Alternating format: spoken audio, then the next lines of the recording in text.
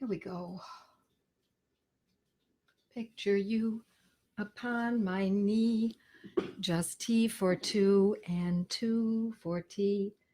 Just me for you and you for me alone.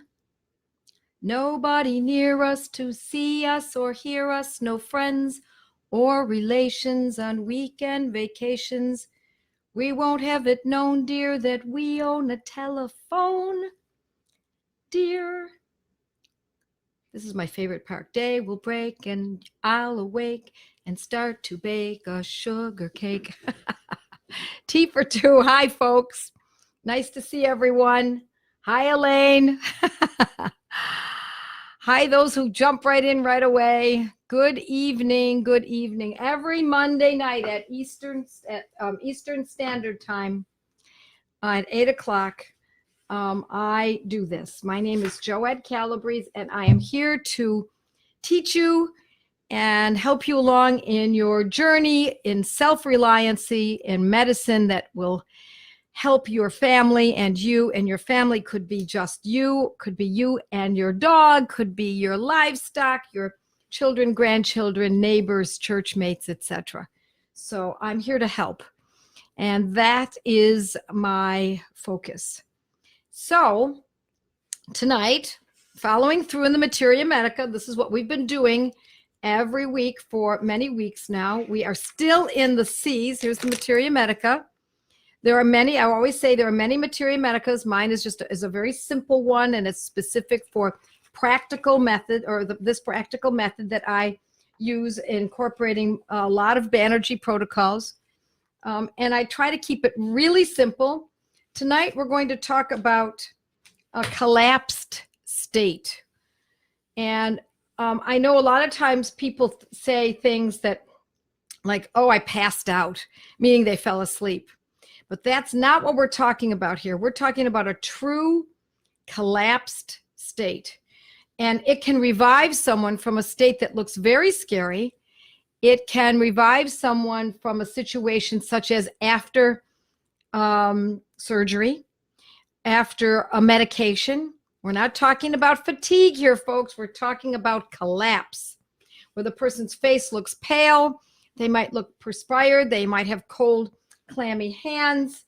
Let me read directly from my Materia Medica here so that we can be really clear. Think of this remedy for states of collapse, including fainting, post-surgery, and incomplete recovery from an illness. So it doesn't have to be just a surgical illness. It could be pneumonia.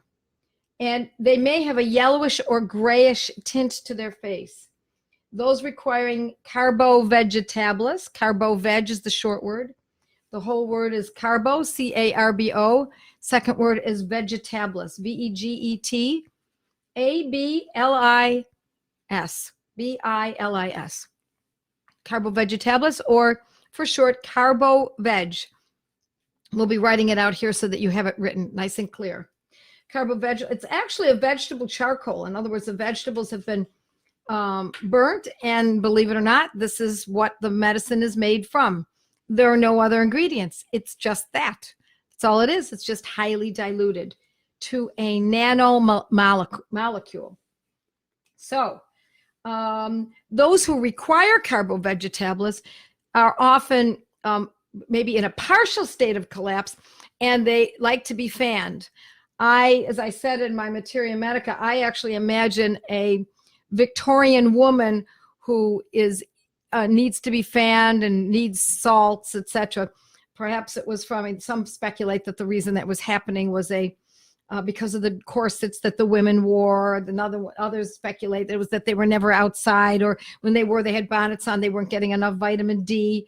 They didn't get any sunlight. Others speculate it's just kind of the state of mind of women at that time, and that sometimes young women kind of pass these little personality quirks onto each other. But at any rate, it also could be the drugs. There were very heavy-duty drugs in those days that could have been used, and that could certainly have caused it further as well. So carbo-vegetablus is a picture, is also indicated for a person with digestive difficulties. It's a Excuse me. It's a great medicine for bloating, feeling too full too fast, aggravated from having eaten even the simplest foods. Carbo-Vegetablets can be a good choice. I do use that. I teach it in my Good Gut, Bad Gut course. That's not my first medicine to choose, but it is a pretty prominent one. So there's belching and flatulence, and that can sometimes bring relief, but not always. And an interesting peculiarity of this remedy is the sufferer's desire for things that cannot be tolerated. So they want sugar and salt, and may take that in and take it in abundance, and then that makes them much, much worse in what they're suffering at the moment. But she craves them nonetheless. And it's often a woman, not always, but it's often a woman. We have a different constitution than men. It was this, I was said this in my Materia Medica. I'm going to turn the page because I had a case many years ago of a woman who was she was a minister, and she worked in, I believe it was Mexico. And she was down in Mexico, and she had a little, every person had their own little hut. And she had this little hut, and it got cool at night sometimes. And when it did, they would put on these gas-fired stoves. Kerosene, I think it was kerosene stoves. And they were notoriously unsafe. So she turned her stove on for heat, and she went to bed, and the next morning she didn't get up, and her neighbors were looking for her, wondering where she was, and they went to the house and knew exactly what had happened. They ran in, dragged her outside. She was in this fog of fumes that for about, I believe it was something like 12, 20 hours, something like that, and she was unconscious. This medicine, Carbo-Vegetablets, would have been perfect for her. So by the time she came to me to consult with me, it had been many years. I don't know why I remember the number 7, but there were a lot of years since she had that collapse, and she was incapable of working because ever since then she was never the same. She was weakened. She had air hunger, so it can be asthmatic of sorts. And she was incapacitated by that and felt as though that really was a turning point in her life. Now, what we often find in homeopathy, which is one of the more elegant aspects of it, is that we can use a condition that occurred decades ago, years ago, months ago, that occurred. And had we used the medicine at that time, that it would have corrected it. Boy, I'm saying this very poorly. Had we known to use that medicine at the time, it would have corrected it, but we can still use it even today. So even though it would have been it would have shortened the time that she suffered had she known to use Carbo-Vegetablets at the time. Nonetheless, the fact that I knew to use that 7 years or so later was allowed that condition that was still continuing on in her system to be uprooted. So it's exactly what I did. I used this medicine, Carbo-Vegetablets, 200C. And as I recall, I believe I suggested that she take it twice a week. So every 3 days. It was something like that. It was long enough ago that I don't remember exactly.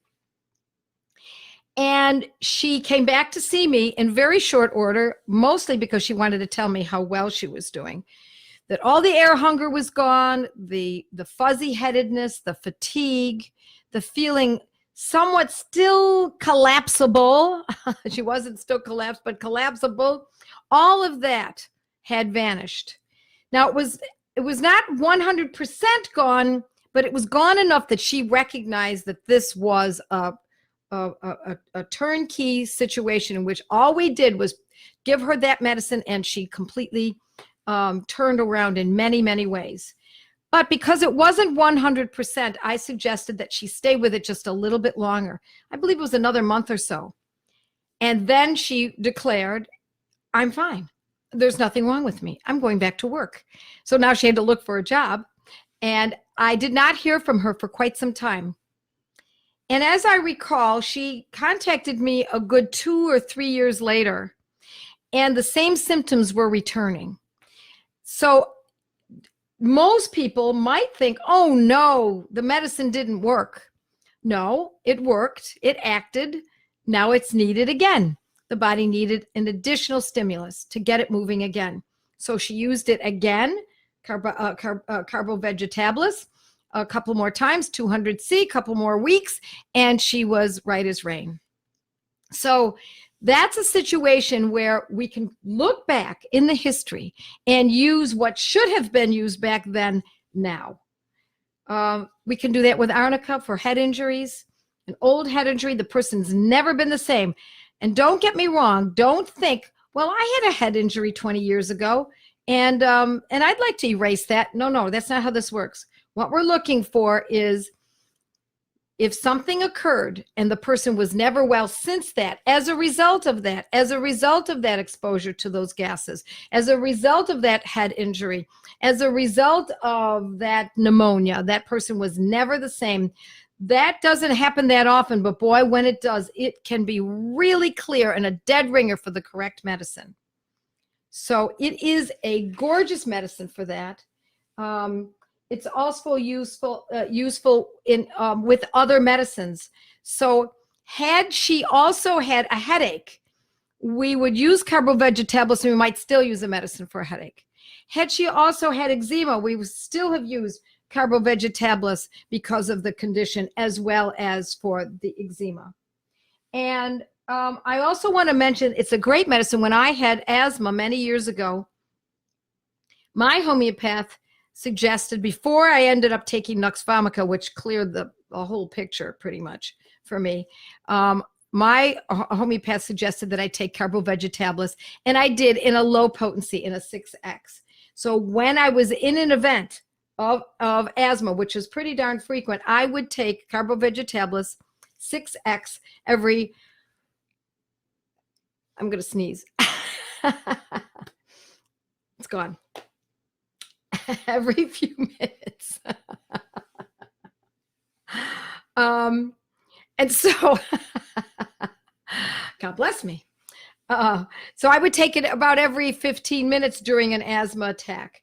It kind of brings down the edges a little bit. It softens a little bit. It's not going to uproot, most likely uproot asthma. I needed a bigger, more powerful medicine than that to make this come together. So for me, it was Nux Vomica. It was for asthma and constipation and anxiety. I mean, the list was so long. Nux Vomica was an excellent medicine for me.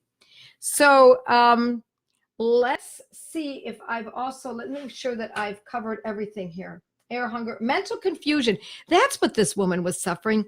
Mental confusion. I want to mention that because she talked about that a lot. She didn't know how she could ever work as a minister again because she felt otherworldliness, an altered state that was never the same ever since that event. Yep, she was dragged from her home by a neighbor after many hours of inhaling the fumes emitted from the failed stove. Her collapsed state lasted, oh yeah, I should have mentioned, she was collapsed. When they found her, she was collapsed. They dragged her out of this little hut, and she was in a collapsed state for quite some time. I don't know that she necessarily knew. She may have been told. I'm certain that that's probably what happened. But sometimes when we're really sick from something like that, we have no idea what actually happened, even after we've been told. Okay. Yep, there we go. So this is not for fatigue.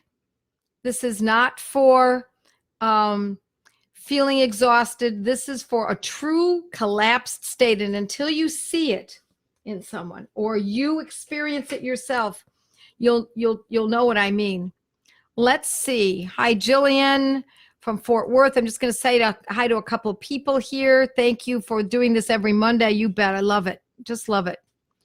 And right after I finish this at 8:30, I meet with a group of students just like this, only I can see them all. They can see me. I can see them. And they are study group students, and it's great fun. I meet with them, not the same people. I meet with different ones every week, sometimes 2 or 3 a week. So I wanted to mention that I'll be speaking on Wednesday, this Wednesday at, I think this says 1 p.m. Thank you. I can't read my husband's writing. It's Homeopathy for Women's Health.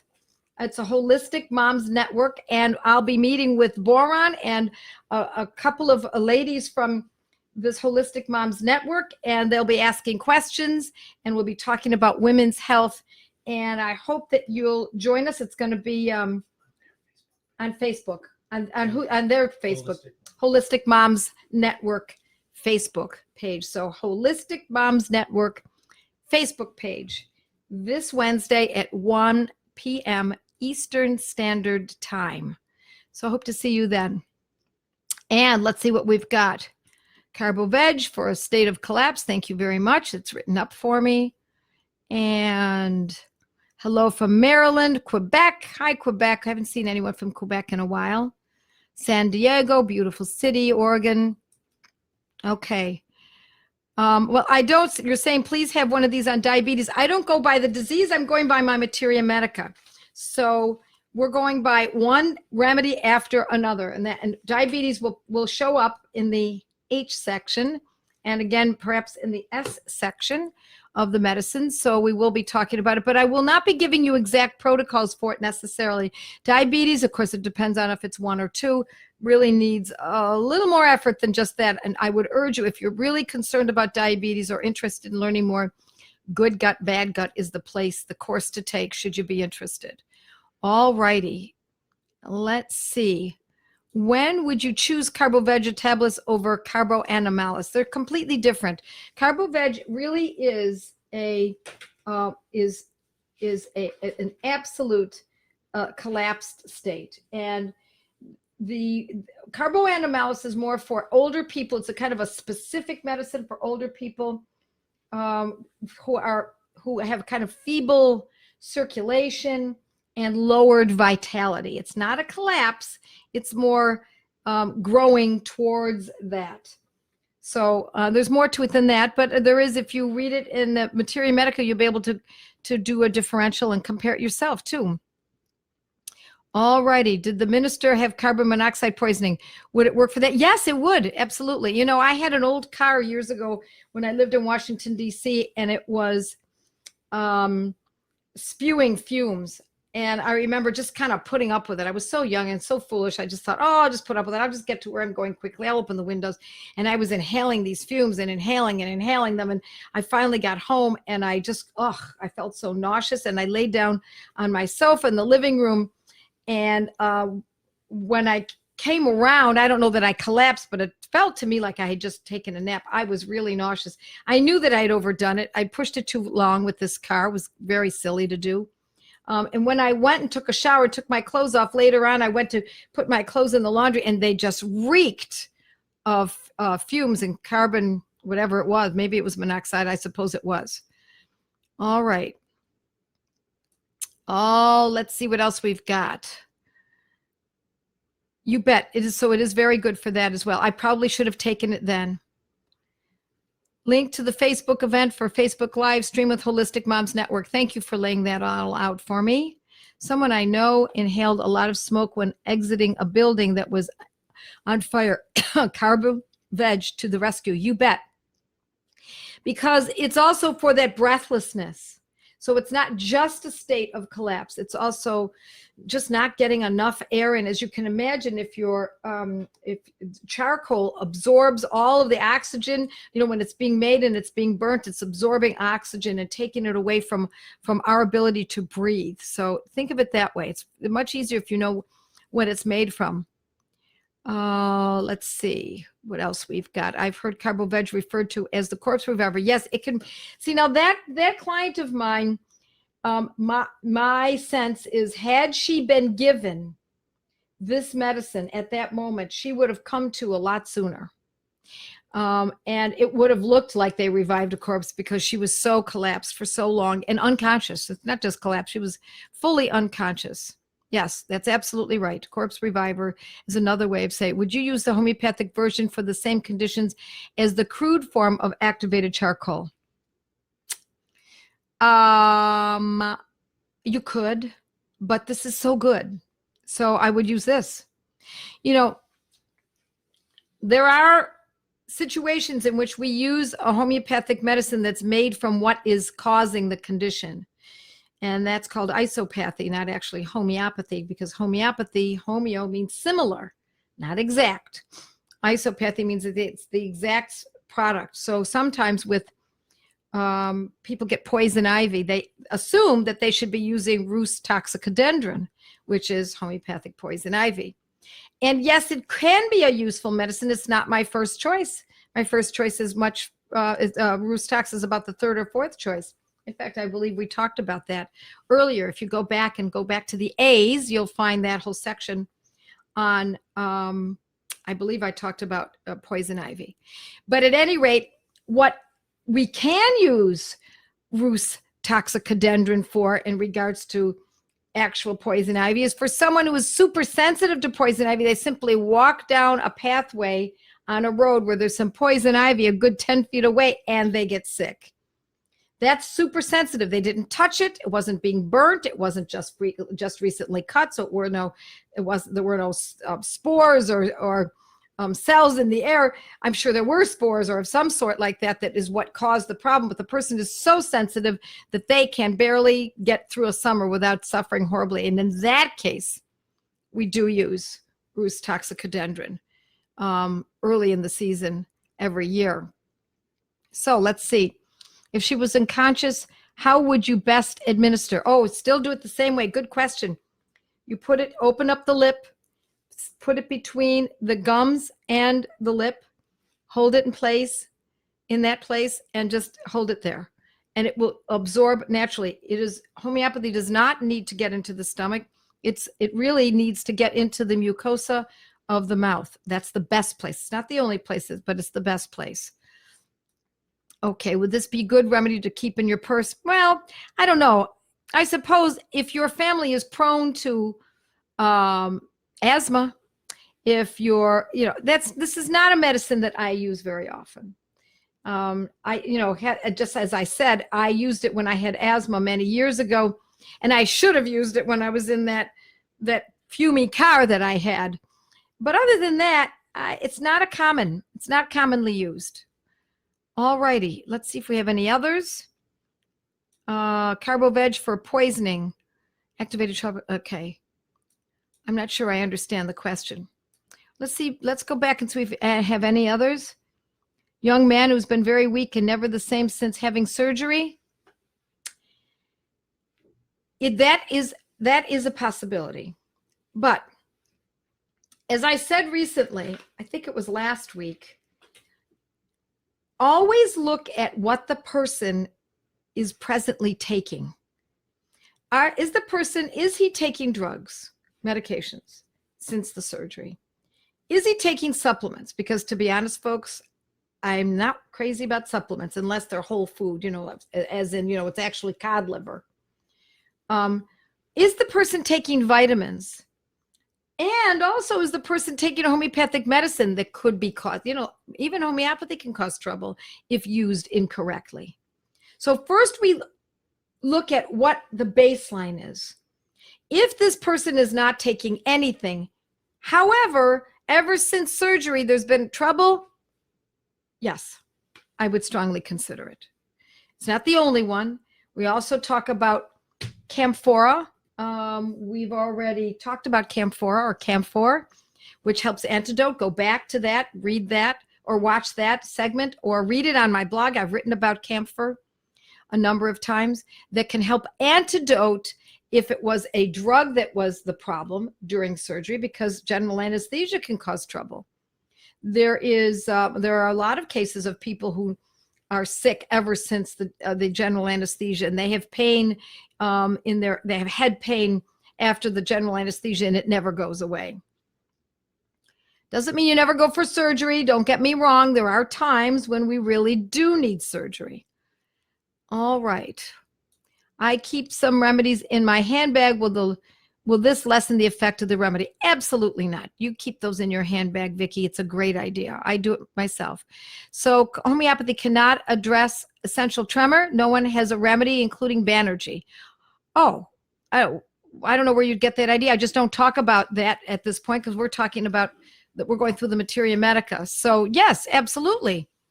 Tremors are addressed by homeopathy. I've seen it time and again. Absolutely. All righty. Can you use carbo-veg for ingesting poison as you would use activated charcoal? Yes.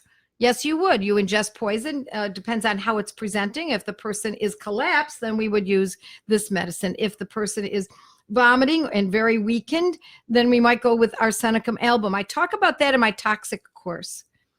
And that's something you might want to consider. I go through all of those antidotes, homeopathic antidotes for specific toxins such as mercury poisoning, and even those that are in the dental amalgams. And well, there are many of them.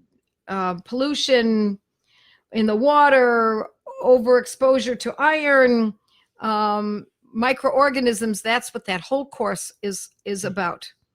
What's that? Yeah, detox. The course is called Detox. Homeopathic detox or homeopathy detox.